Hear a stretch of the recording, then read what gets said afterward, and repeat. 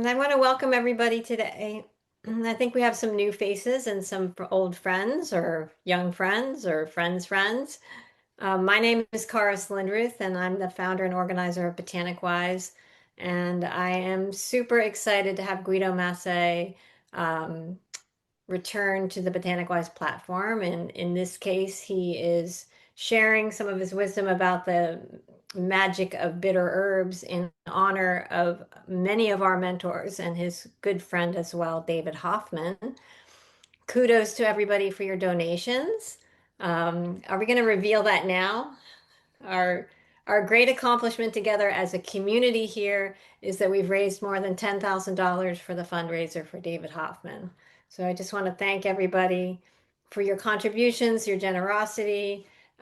He is going to be, I think, very touched and full of gratitude. And as we're going to see from a little video from Rosemary Gladstar at the end, it's his turn to receive and not just have to give out. So, our speaker tonight, if you have not heard him speak before, his name is Guido Masé. He is a registered herbalist and a clinically trained herbalist as well. He serves as the herbalist principal scientist and head formulator at the Traditional Medicinals Tea Company, the one and only tea company from the 70s that Rosemary Gladstar and her partner founded. He is founder of the Vermont Center for Integrative Herbalism and author of the Wild Medicine Solution, Healing with Aromatic Bitter and Tonic Plants, and the DIY Bitters book. If you don't have either of those books, they are a wonderful companion to our information tonight. And there's a lot more in his bio, but I'm going to turn the speaking wand over to you, Guido, and let you take it from here. Thank you, Karis. I really want to thank you and Abby, everyone behind the scenes at Botanic Wise, and definitely all of you friends who are here tonight and who maybe will watch the recording later or share it with your friends for having stepped up for my good friend and mentor and herbalist extraordinaire, David Hoffman.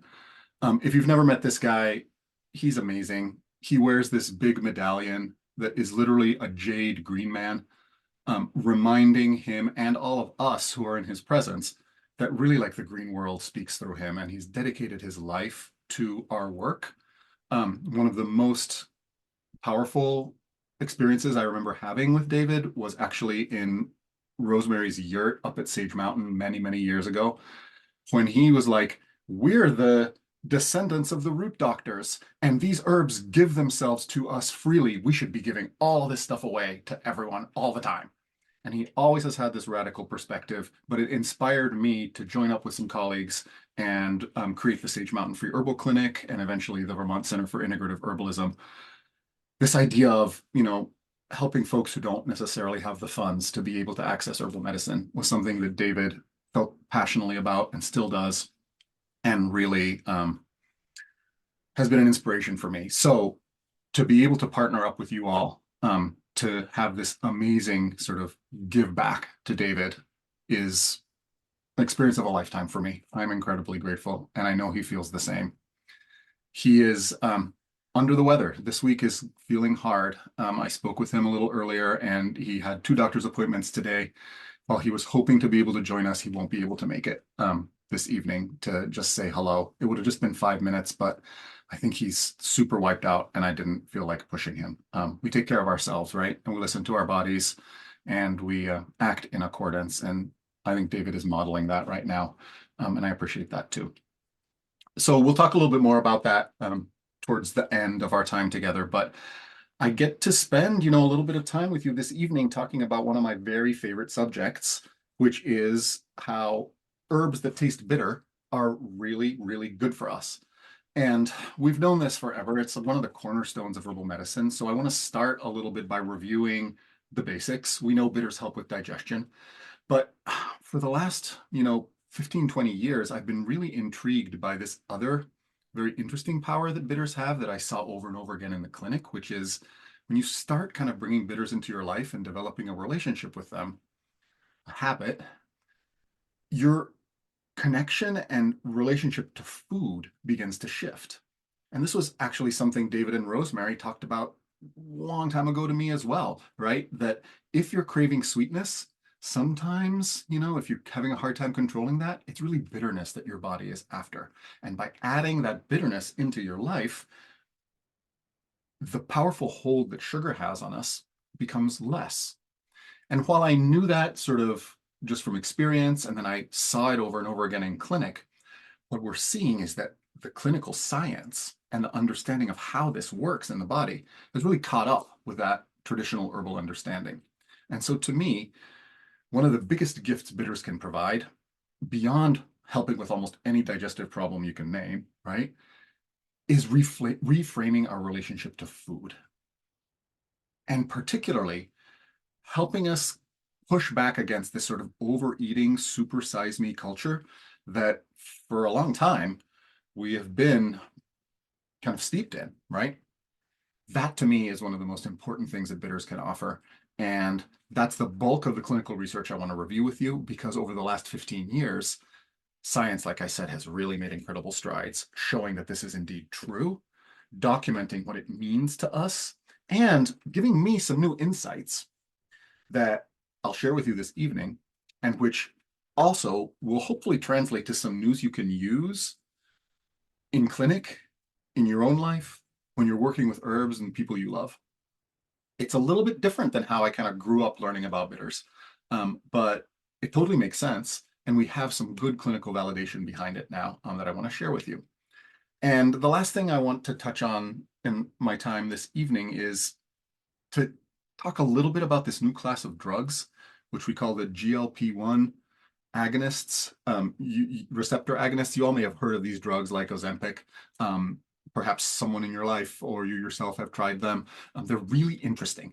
And I'd like to talk a little bit about them. And given what we've explored about bitters and the relationship to food, kind of present, I don't know, a thought experiment about these novel drugs like Ozempic and these traditional interventions like herbal bitters. How are they different? How are they the same?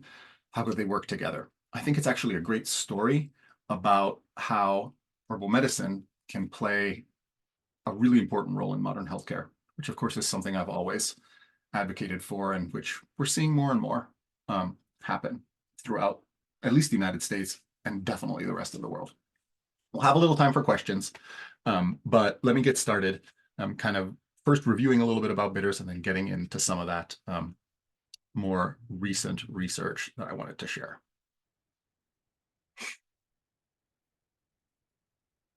Okay, so kind of wanted to start off with a picture of one of my favorite bitters. These are gentian, great yellow gentian flowers. They're in the Alps, and you can see like looking out over the valley and to the glaciers beyond. This is a plant that I grew up with, that I learned about first when I was really little. And it comes from a place in the world where my dad, my grandma, and lots of my family still lives, which is the Central Alps of Italy. So we want to look at a clinical research update, and we could spend hours looking at all the clinical research on bitters, but today I want to stay particularly focused on their impacts on digestion, metabolism, the health of the tissue of the GI tract, right? Those tight junctions between the cells that line our colon and our intestinal tract and how important that barrier is, and the immune function around those tissues, which includes the microbiome. Some of the most compelling research is actually how bitters, through their work on the mucous membrane of the gut and their interface with the immune cells that live there, can actually help rebalance and train a healthier, more productive, more balanced microbiome. I think this is a big part of why they help with digestion so much. But starting at the beginning, right? What are herbal bitters? This is a range of, Italian mostly, although we have some Central European and German bitters in here too, European liquid bitters. And this is the place where I sort of grew up with the tradition and where I first was introduced to the tradition of herbal bitters. Often they're liquid, but nowadays you can find them in capsules as well. You usually take bitters around meal times, sometimes before, sometimes after, often both. And the basic template is really simple. You've got some really bitter tasting herbs, from mild bitters like the dandelion root to stronger bitters like gentian root or some of the artemisias, right? Which there's a particular artemisia that goes into a liqueur that comes from the French Italian Alps called a genepi. And there isn't a picture of it here. I totally agree, and I'm sorry about that. The particular artemisia that is used there is so unique, and at this point kind of endangered, that if you can get your hands on a bottle of genepi, it sort of is a pretty unique and special experience at this moment in time. But the basic template is very straightforward. Those bitter herbs like gentian, an aromatic or pungent herb. One of the simplest is ginger, but often you'll see mints. You can also see citrus, right? Something that gives brightness and that usually has a gas dispelling or carminative quality to counterbalance that bitterness, right? And something sweet. It can be literal sugar. Some people use honey, or the traditionalists who prefer not to use actual sweeteners, they'll put in starchy roots, right? Like burdock, or even resins like larch resin, or something that is both a little bit emulsifying to keep all those ingredients blended and also softening, right? So that the pungent and bitter spikes don't overwhelm the palate. Really simple formula though. You can do so much with that 3-part formulation. You generally see bitters used for digestive health, also for liver health. Almost all of those bitter roots and herbs stimulate the production of bile. They're called cholagogues, right? But Italians will tell you this. You drink your bitters every day, that's a longevity remedy. That'll keep you young, it'll keep you healthy. They can't always explain why, but after this evening, maybe we'll have some ideas as to why bitters are so important as part of sort of our long-term longevity and well-being and quality of life as we age. The main definition is bitters taste bitter. They're one of the only herbal actions that's defined by taste rather than by describing how they work in the body. So that bitterness needs to be there. It's something that our tongues can taste, but I'm here to tell you that it goes way beyond our tongues, right? This is something we've learned over really the first couple of decades of the 21st century. And we're discovering more and more how our body's sensitivity and perception of bitter ranges well beyond the mouth, even well beyond the digestive tract. So that's kind of the basic definition of bitters. I want to take it a little more specific today. Here on the left is like a really good summary of what I think is super unique about bitters. Whether on the mouth, in the GI tract, in the immune system, in our reproductive tissues, on our heart, on our endocrine glands like the thyroid, whenever these taste receptors for bitterness are activated, the body generally responds with a protection and detoxification response. What does that mean? That means the immune system is awakened. That means that the liver begins to process sort of metabolic material that's coming through, but also the tissues within the gut, right, where these bitter compounds are most readily detected, they also have immunologic and toxin processing qualities. And so they immediately, in response to these bitter cues, start to essentially engage in the activities that prevent our body from getting poisoned, messed up by toxins, or invaded by potential pathogenic microorganisms. It's really fascinating, right? So that's why I think of the bitter taste receptor, this sort of sentinel in our body that is listening and always on the lookout for bitter tasting things. I think of them as sort of a guardian and a way that our physiology kind of rises and pays attention when something potentially hazardous, potentially threatening, potentially toxic is coming down the pipe. What this translates to, and it's really incredible to see, is this now pretty large body of clinical research that shows us that when we taste bitterness, or when we really just expose our body to bitter tasting cues, like the ones from herbs, our body kind of puts the brakes on increased consumption and also helps regulate and balance out microbiome and more broadly bacterial populations inside and on us. And that's not just in the gut, you all. It's also in the respiratory tract, which to me is incredible, and in tissues of the reproductive system, other mucous membrane tissues, and really beyond that, even in the cardiovascular system.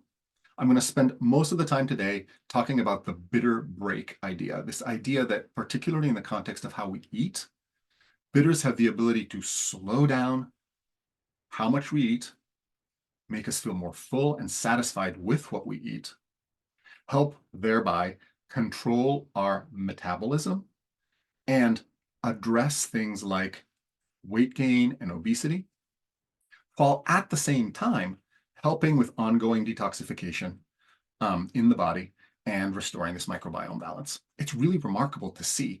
And when you put it all together, all these pieces of the puzzle, right? It's really a comprehensive strategy for protection and resilience in the face of everything the world could throw at us. We're not talking about sort of intangible stressors like the overfull email inbox or the deadline that's approaching. I love adaptogens for that purpose. But for pretty much anything material that you can throw at your body, whether you eat it or whether you breathe it in, or whether it's a pathogen that might be found in your airways or in your gut, bitters can really help, not by killing things, not by breaking things down on their own, but by helping your body rise to the occasion through the bitter taste receptor, okay, found throughout our physiology. The clinical research will give us some news that we can really bring to bear in our herbal practice, right?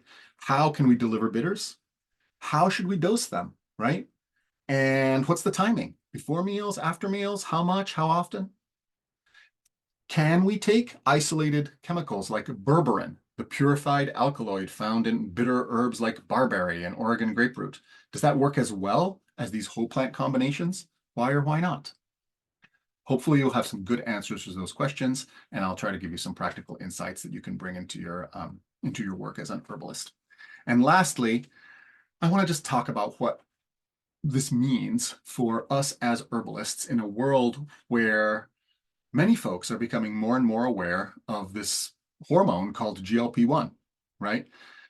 We've developed a drug that, just like human GLP-1 does, accesses all of the receptors that GLP-1 would have normally activated, and it activates them in an incredibly powerful way.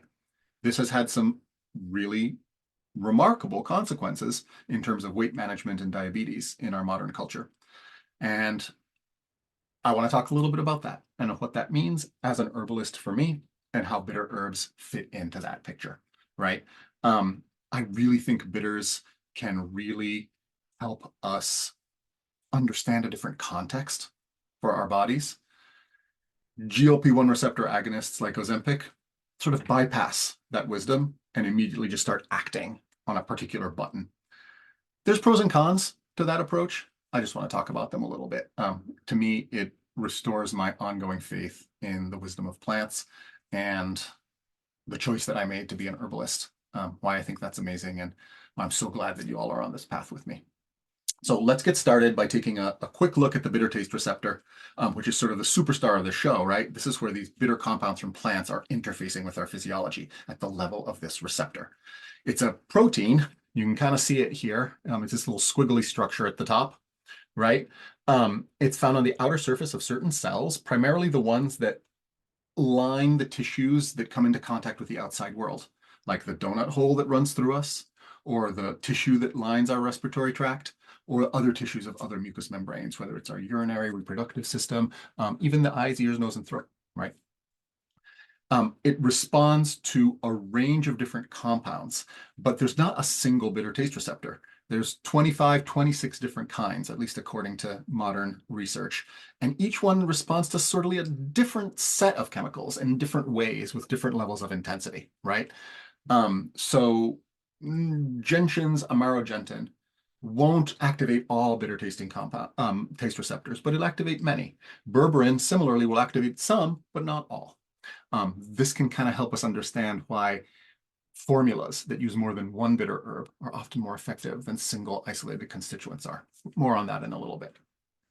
When these bitter taste receptors are stimulated, right, they can do a couple of different things. They can send signals via the nervous system up to the brain, and all sorts of fun stuff happens after that, right? Or they can also secrete hormone-like substances into the local area around the tissues or into the bloodstream. This is an example of a respiratory tract bitter taste receptor cell. And in that case, they can start to stimulate all sorts of activities like creating more coughing, dilating the airway to help with respiration, as well as secreting these important antimicrobial peptides, the AMPs, that immediately start going to work on the bacteria that are found in the respiratory tract. So multiple receptors found throughout the body. We focus a lot on the GI tract, right, today, but they're found throughout the physiology. They can stimulate nerve endings, they can secrete compounds into the local area, and they can also secrete systemic hormones into our bloodstream that have these wide-ranging effects. Spoiler alert, GLP-1 is one of those hormones. So looking in the tongue, right, these lingual taste receptors, they have a variety of receptors there that can sense a range of different bitter compounds, and they send this nerve response to the brain. From there, all sorts of interesting things happen. If it's really bitter and awful, you might immediately, by reflex, almost spit things out. And if it's way too bitter, way too intense, like strychnine, for example, and you have a lot of it on your tongue, it might actually initiate a gag reflex, right? Definitely protect. Don't even swallow that down in your body. But at normal ranges, physiologic doses of bitters activate the autonomic nervous system in our brain and tell the vagus nerve, which is one of the major sort of superhighways of the parasympathetic rest and digest side of our autonomic nervous system, they kind of wake it up and it starts to touch all those tissues of the GI tract and say, hey, wake up, start making secretions, liver, start producing bile, and getting everything going for the food that's going to come soon. If you look a little bit further down in the intestinal tract, you see similar receptors, but now rather than being taste bud cells, physiologists talk about enteroendocrine cells, which basically means these are hormone-producing cells that live on the inner lining of our gut. Bitter-tasting compounds, whether they be iridoids from blue vervain, lactones from dandelion, secoiridoids like amarogentin from gentian, some of the bitter compounds from wormwood, or even simple, not so bitter compounds like the tannins and complex flavonoids and anthocyanins found in tea. Those also interface a little bit with these bitter taste receptors on the cells that are found in the lining of our GI tract. While these also stimulate nerve endings a little bit, they also are the primary way in which some of these important hormones are secreted into our bloodstream in a natural way. Our body makes GLP-1. Our body makes other peptides like polypeptide Y and cholecystokinin, right, which have effects not only on the gut, but also on tissues like the liver. These hormones tend to have appetite suppressing, motility suppressing effects, particularly in the upper part of the GI tract. This is what I mean by the bitter brake. When you get these hormones in your bloodstream, it kind of puts the brakes on eating more, slows down the movement of food, activates all our detoxification mechanisms, and begins to bathe that food in digestive secretions. So think about it, right? These hormones are reinforcing the taste, which triggered a nerve response via the vagus nerve. And now not only are you increasing the amount of juices you're making, not only are you activating all these detox pathways, but you're starting to put hormones into the bloodstream that are like, hey, slow it down a little bit. Take your time with this. You feel full. Don't eat quite as much. Don't take another bite.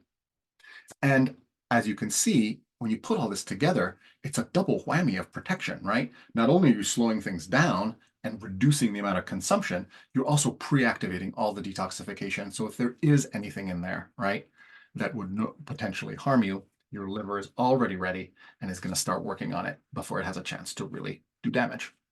So all these effects, partly because they're hormonal, take a little bit longer to activate, but they're also longer lasting and longer acting. So that feeling of fullness that you get when enteroendocrine cells are stimulated by the bitter taste receptor, hey, that persists. That persists longer than the taste and the vagus nerve reflex that you get from just tasting bitters on your tongue. Really quickly in the airway, right? A lot, and you might wonder, what is it that the body's trying to protect me from? Dandelion isn't toxic. Well, first of all, there are certain bitter plants that are extremely toxic that contain high levels of alkaloids like belladonna or Strychnos nux vomica that you don't want to put into your body, and that the bitter taste receptor would actually save your life by creating a strong aversion and potentially, like I said, actually making you throw up if you consumed too much of it. But in our airway, a lot of bitter compounds actually come from bacteria. They produce these bitter compounds as a way to signal each other that there's actually enough of them to mount a successful invasion in the body. These bitter compounds are called quorum sensing compounds. And when our airway cells detect them through the bitter taste receptors that are found there, what you see is all these antimicrobial and gut and bug controlling mechanisms are activated. These are deeply conserved mechanisms that exist even beyond and before our cellular immunity. So put it all together, right? We have these cells in the gut, in the airway, and beyond that are found throughout our mucous membranes. Um, they have all few different kinds, 25, 26 different kinds of bitter taste receptors on them, and are able to respond to a range of different bitter tasting compounds. They immediately send a signal to the brain to slow down and pay attention. They send hormones from the stomach and the gut, reducing our feelings of hunger, slowing the movement of food, and stimulating the liver for detoxification. They can modulate the microbes that are found in that local tissue, supporting some, counteracting others. And of course, they stimulate the production of all those good digestive juices that are important for sterilizing our food, reducing the amount of intestinal microbiome overgrowth, and ensuring that our food is well digested enzymatically. So pretty amazing stuff all around. And this paper down here, right, that you can see at the bottom, bitter taste receptors are sentinels that coordinate metabolic and immunologic defense responses, is an excellent review paper if you want to dig a little deeper into the science of what is really emerging as a consensus that bitters protect us and activate a range of physiologic responses through the bitter taste receptor. A little bit of a quick aside. We talked about bacteria in our airway producing bitter compounds that they use to sense kind of like what their community is like and get ready to mount an attack. But believe it or not, those same bitter compounds are produced by plants in order to coordinate the local microbial populations inside their rhizosphere. Plants have learned that bacteria make these compounds, and in response, actually hijack the bacterial signaling system, in some cases taking bacteria into their roots and making those bacteria produce those compounds for the plants so that they can coordinate the microbiome inside their rhizosphere, help support the arbuscular mycorrhizae to develop that symbiotic relationship. Anyway, my point is dandelion root doesn't just make bitters for our digestive tract. It makes it to coordinate the populations of bacteria in its rhizosphere. And when we take dandelion root into our body, we access similar benefits of coordinating healthy bacterial populations inside our GI tract. It's really remarkable. This is an example of a bitter compound, an acyl homoserine lactone, angelicin made by angelica root.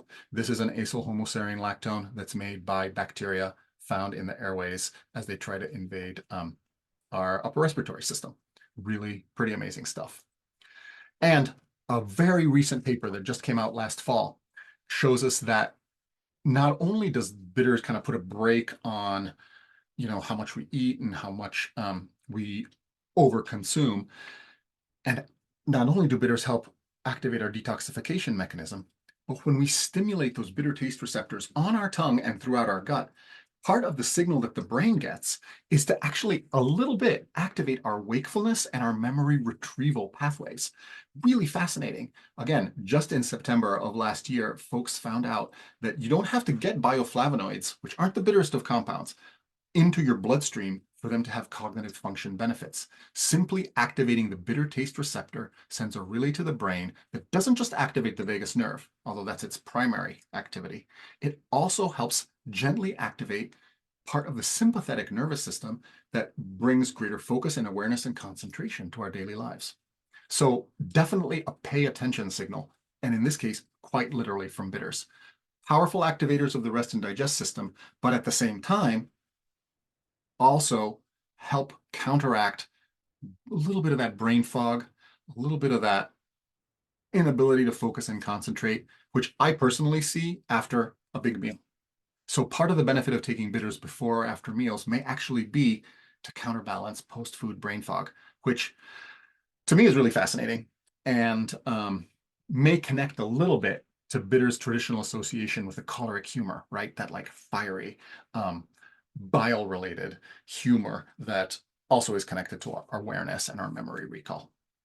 Okay, with that little aside, let's take a little bit deeper look at some of the clinical research and this idea of the bitter break on overconsumption, particularly of sweet foods and foods that the food industry has really been marketing to us, right, to encourage overconsumption. We wonder why we're in this place. Well, it's not too hard to understand, but I will humbly say it's not just the food industry's hyper marketing of sugary, salty foods.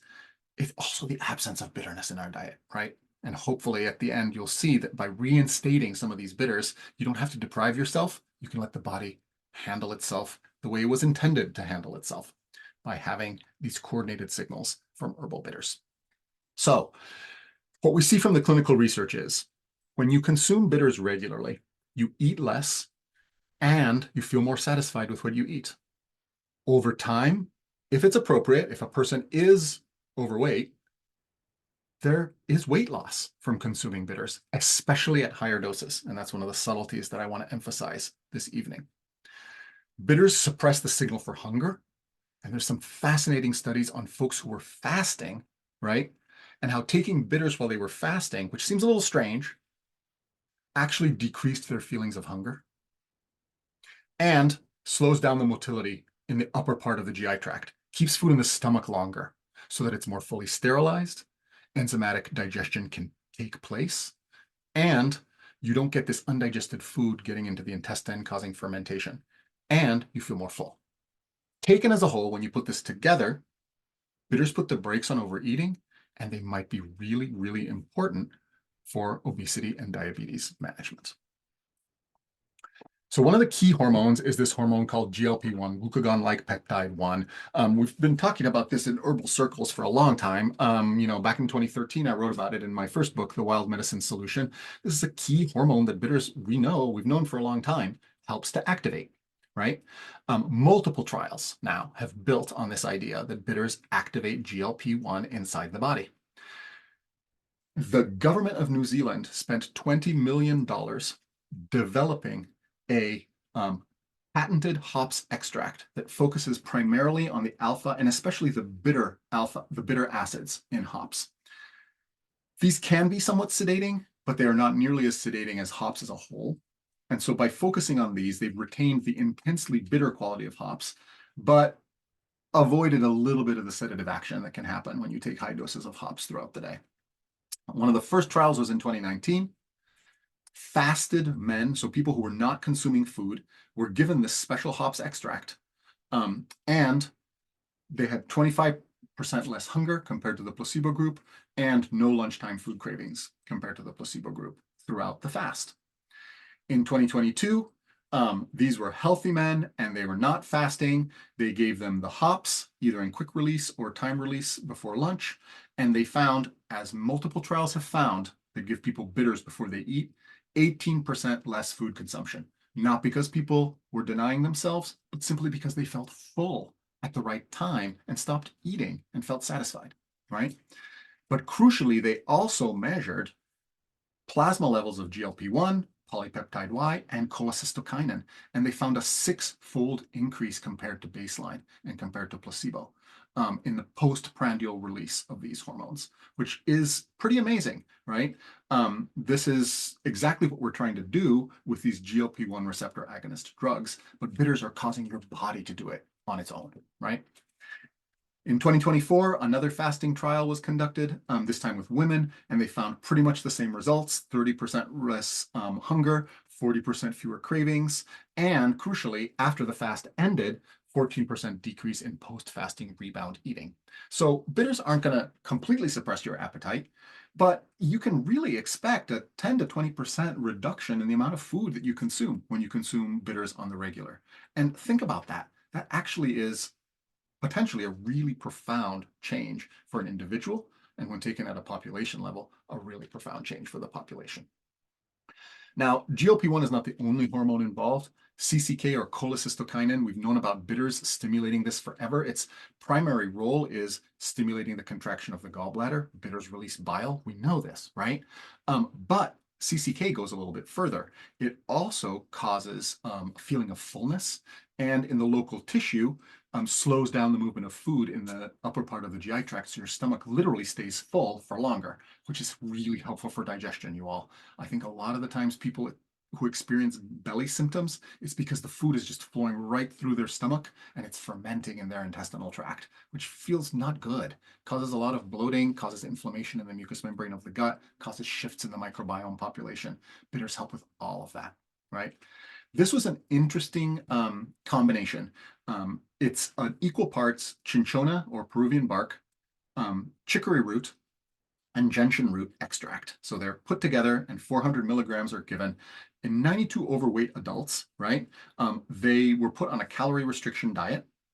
And what they found after 3 months is that the group who was also taking the herbal bitters saw an 11% weight loss in their body weight, whereas the placebo group, even though they were on a caloric restriction diet, did not see that weight loss. There was about a 19% reduction in fat mass and a 9% increase in fat-free mass. So that 11% body weight reduction, it's actually a 19% fat reduction and a 9% lean muscle mass increase. That's really exactly what you're looking for, right? There was a greater feeling of fullness, fewer cravings, and the folks who were on a calorie restriction diet saw a 15% drop in their cholecystokinin levels because they were eating less. But if you took bitters, that drop did not occur. Cholecystokinin levels stayed up, and all of the downstream effects, like the feeling of fullness, the bile release, the liver detoxification, all of that worked.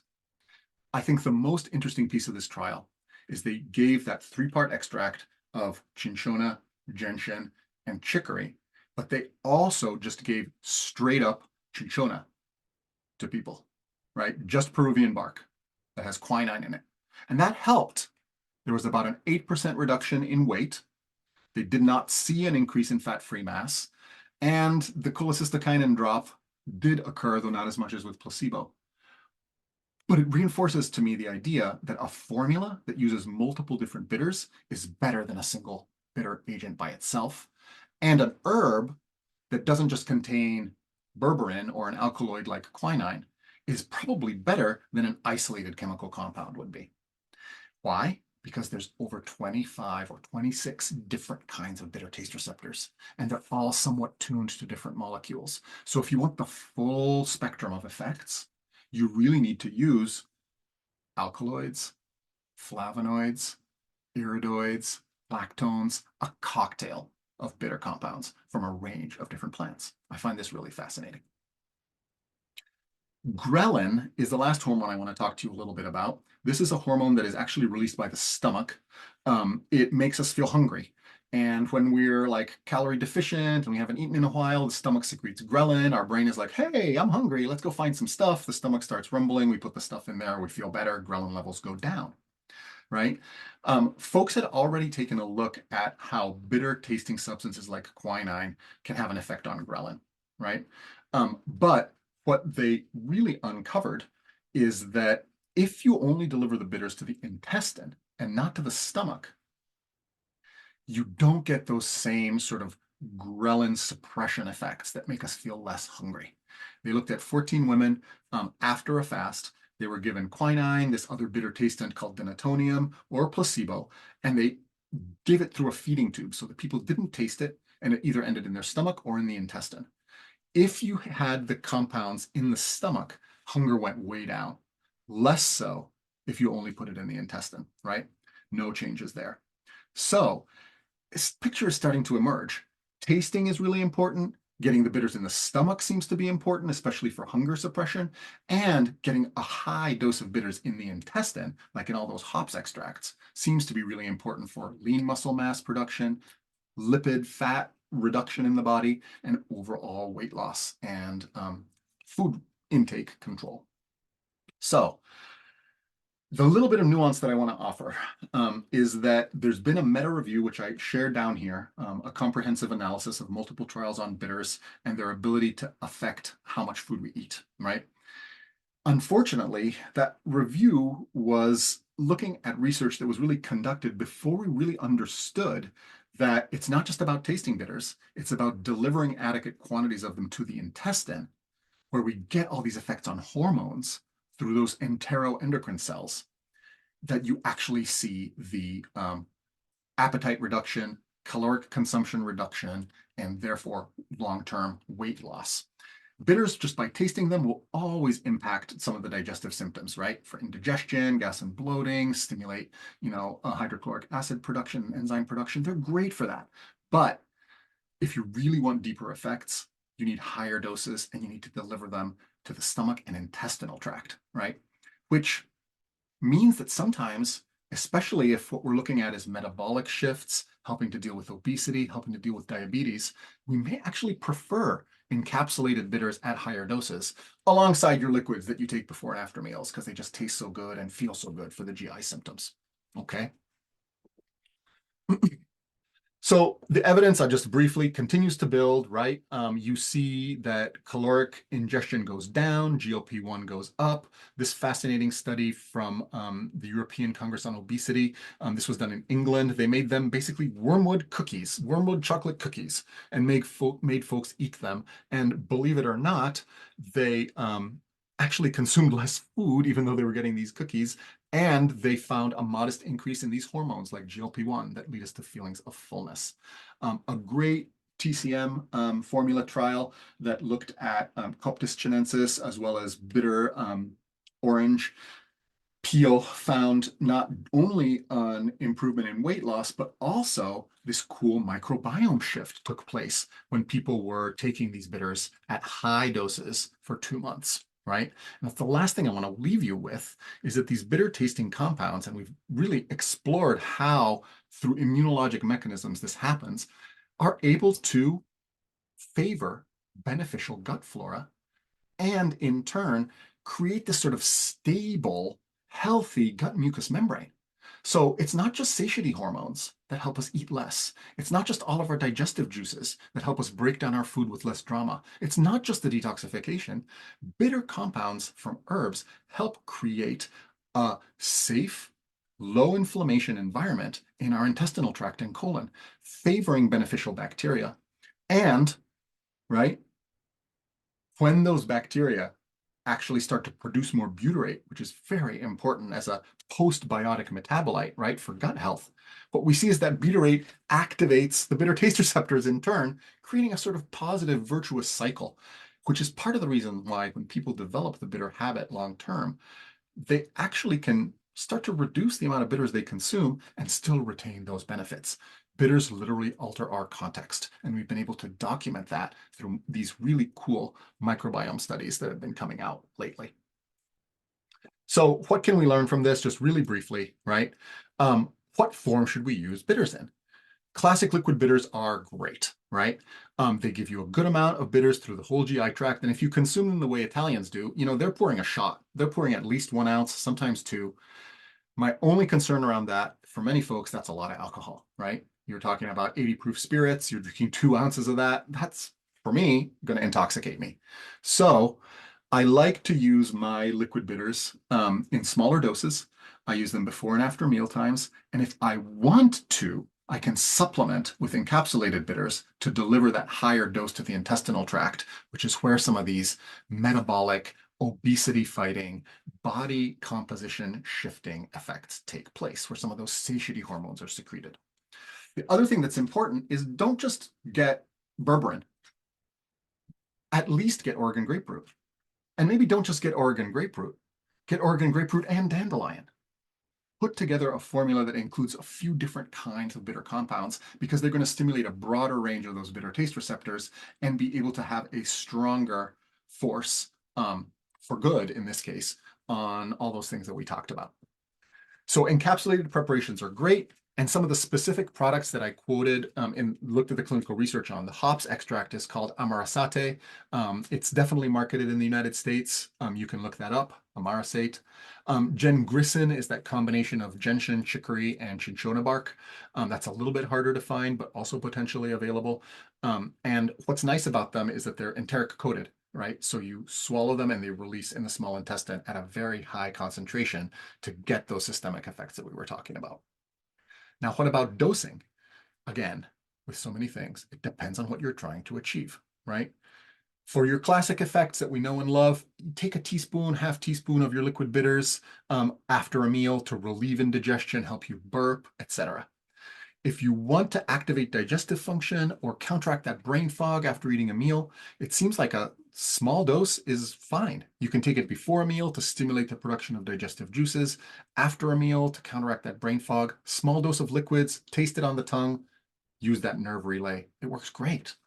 But for some of these things that are getting more and more intractable in modern American culture, like overeating, sugar cravings, or supporting folks who might be on a calorie restriction diet or who might be fasting, believe it or not, bitters can be really helpful, but you need a decent dose to activate those, to suppress those hunger signals from ghrelin, to activate those satiety hormones like GLP-1.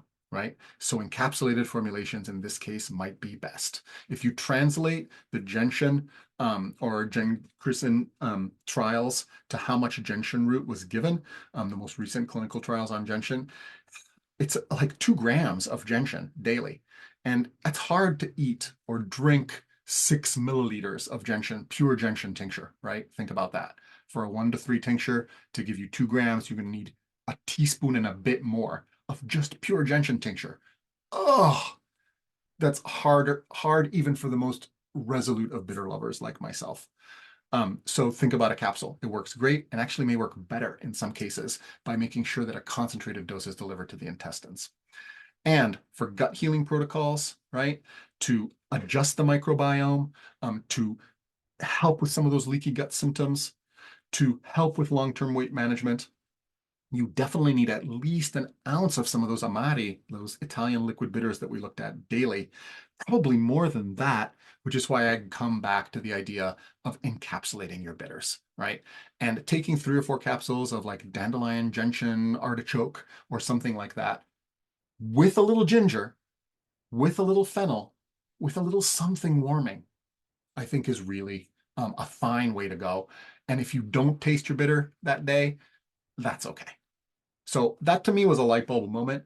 Higher dose delivered to the intestine, especially for these longer term weight loss goals, metabolism balancing goals, gut healing protocol goals.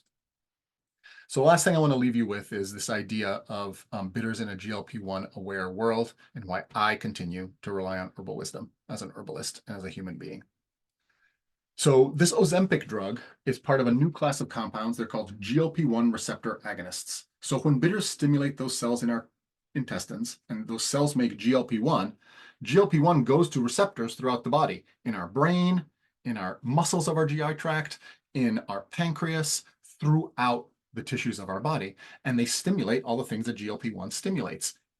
Sensitivity to insulin, reduction in food consumption, reduction in cravings, and at very high doses, right? Because they really take cravings down and food desire, hunger down. What a lot of people are reporting is that they don't just take food desire down, they take desire down in general, right? And that people are finding that things that normally give them pleasure aren't giving them quite as much pleasure anymore. Food definitely doesn't give them any pleasure anymore. And in fact, they have a hard time even maintaining adequate weight because these drugs suppress hunger so powerfully. So the food industry is adapting. I don't know if you all have seen this. High protein, super concentrated meals, right? Um, it's really interesting. It's an interesting experiment, like so many times we run on ourselves with these new drugs. Ozempic is a really excellent example of what I myself am really great at doing, and what our culture is really amazing at doing, which is I have yet to find a button that I have not wanted to push as soon as I found it. We're like that. So having found this hormone, GLP-1, we really wanted to push that button, and we figured out how to do it with these injectable drugs. We are now applying it on a broad scale to our population, and we're seeing some really, really interesting effects. So bitters are different than GLP-1 receptor agonists. Rather than actually pushing that button, they say, hey, body, why don't you get your own GLP-1 production back in line. You're underproducing it. And the reason we're underproducing it is because we lack those bitter signals in our diet predominantly, right? But I even don't think that's quite that important, right? If I had the choice between an injectable drug that, agonized GLP-1 receptors and an oral bitter capsule that also made my body make its own GLP-1 to agonize bitter taste receptors, I don't know what I would choose. But given that bitters do so much more than just agonize GLP-1 receptors, to me, the choice is a no-brainer. They don't just affect that hormone pathway. They also participate in everything else that's important for gut and liver health. They address immediate GI symptoms. They improve our detoxification and fat processing, right? Which actually gets really difficult for someone who's dramatically losing weight on these drugs like Ozempic. Often that fat is very difficult to process and metabolize. It puts an extra burden on the liver. What do you know? Bitters actually help with that, right? They help with the regulation of motility in the gut so that you digest your food properly and sterilize it properly. The health of the mucous membrane, the health of the microbiome, it goes on and on. And crucially, rather than turning off your enjoyment of food, bitters are part of an enjoyable food ritual, right? You all see this. We sip our bitter aperitifs together. We maybe make bitter pastilles or eat a bitter radicchio and olive oil and salt salad at the beginning of a meal together. When you have radicchio and orange and olive oil and salt, that's a bitters formula right there. After a meal, we sit and we sip amari at the dinner table together. We enjoy our food. We enjoy our time. Bitters are the opposite of this anti-enjoyment effect that these GLP-1 agonists are engendering. And over time, right, rather than pushing our body one way or another, they simply provide the signal for our body to rise to the occasion and do what it knows how to do, which is eat in a balanced way, tend a healthy microbiome, and rely on this amazing tissue, the liver, to deal with its daily detox needs. We're really, really good at that as a body, but we need the bitter signal for all of this to happen in a coordinated, holistic way. They're not as powerful as Ozempic, but some of this new research is showing they're not that far off, believe it or not. The Amarasate research is quite compelling. And pharmaceutical industry is now in phase 2 trials for a enteric-coated denatonium salt bitter compound, right? That they want to market as a drug alternative to GLP-1 agonists because GLP-1 agonists have a lot of side effects and people often end up discontinuing usage because of them. I wish rather than trying to make a enteric-coated denatonium salt preparation, folks were like, hey, bitter herbs have been doing this all along. Anyway, I can hope. So drugs fight. They're really good at doing this, but herbs heal. And that's, to me, the big difference between Ozempic and bitters. GLP-1 agonists are a powerful way to strongly push back against the diabetes and obesity epidemic. They work well. And as such, I am all for them. They bring people off the edge, and they may bring our species off this sort of collective edge that we're on following the standard American diet. But I really don't think they're the long-term solution for us because they ignore our context. They find a button to push, they fight hard in that particular area. They're not a holistic solution that also looks at detox, microbiome, movement of food throughout the body, and this idea of enjoyment, of healthy appetite, right? While bitters are more gentle, they definitely are aware of that context. You can use them alongside the new GLP-1 receptor agonists. They can actually help people transition off of those and rather than rebounding the weight they lost, maintaining their new physiologic set point. They work really well together, right? And can help, just like we use herbal anxiolytics to help people deal with coming off of benzodiazepines, or we use sort of herbal nervines and adaptogens to help people, if they want to, come off of antidepressant drugs. We can similarly use bitters when folks are trying to consolidate the changes in their physiology that their course of GLP-1 receptor agonists engendered. So, in order to do this, our traditional understanding of how to consume bitters may need some slight modifications. but hopefully I've shared enough of the research with you this evening to the point where you could understand where and how. And it is really easy to find encapsulated bitters, right? Whether that be gentian or wormwood or combinations, right? And if you can't, you can use herbal powders and you can make your own, just like you would with liquid bitter tinctures.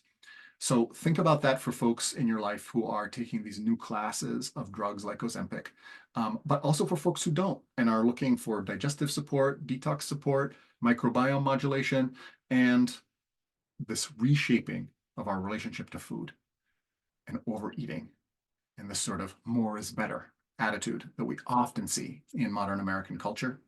Bitters, y'all, are the antidote to this. And they do it because our body is deeply attuned to the signals they provide. Plants have been working this way in our physiology forever.